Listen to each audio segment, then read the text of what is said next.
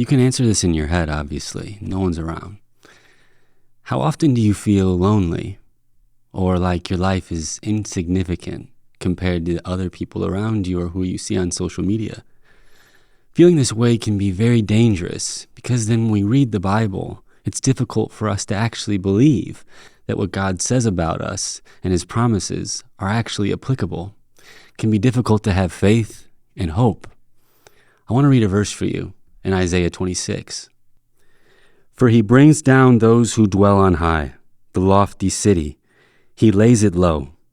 He lays it low to the ground. He brings it down to the dust. The foot shall tread it down, the feet of the poor and the steps of the needy. What God is saying through Isaiah here is prophetic. He's talking about the spiritual city of Babylon that is an archetype for how the system of darkness and the devil put together an organization around society that oppresses people into sin and death. And he's saying that that city will be crushed by the feet of the lowly, the insignificant, and the poor. Do you guys remember Samuel, the last judge from the nation of Israel? Well, before he became judge, Israel was in a very dire place. In the natural, they no longer had control over the promised land because they had been defeated by the Philistines.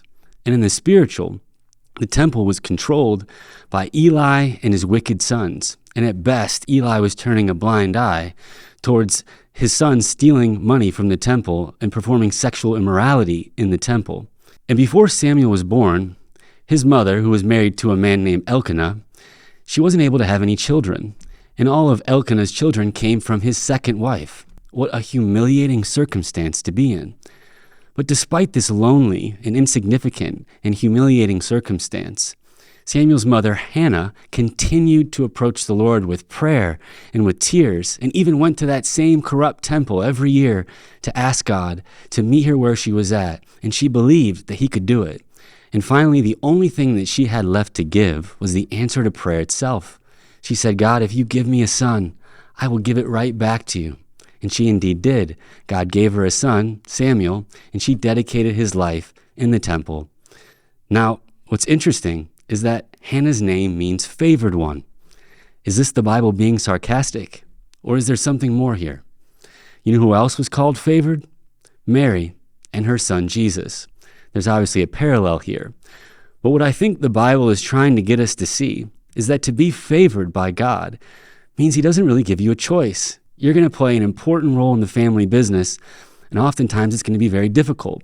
You may look around and see other people who can dabble in and out of their relationship with God, maybe get a little bit from the world, maybe get a little bit from God, and put off a full commitment to down the road. But not you if you're favored. How many of us would say, I'm blessed and highly favored, and that means that in the midst of my hardship, unless God gives me relief, I'm not going to get it. And you know what? I don't want it.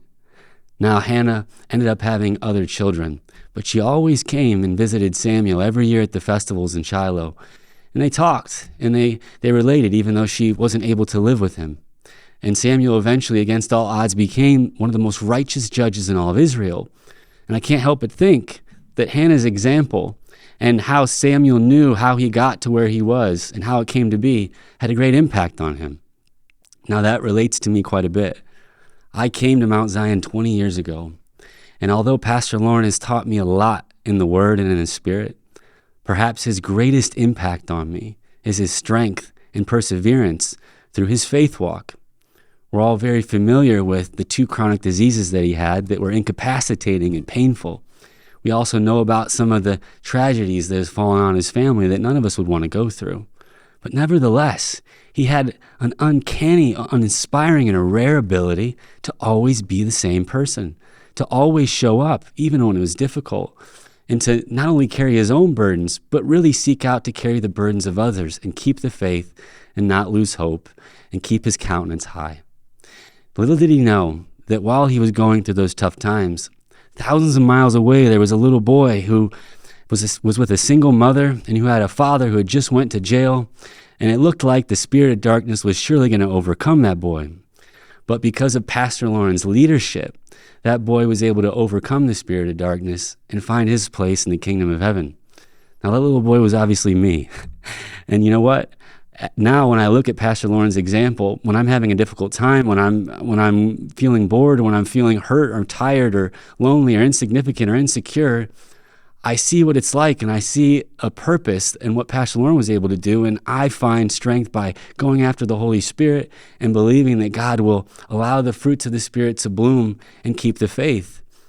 And I invite you to do the same thing, that you can join in being bricks on Jesus the capstone in our house, in our church, to create an environment so that even when people feel lonely or insignificant, that they know they can keep the faith, they know they can keep hope, and there's a place for them.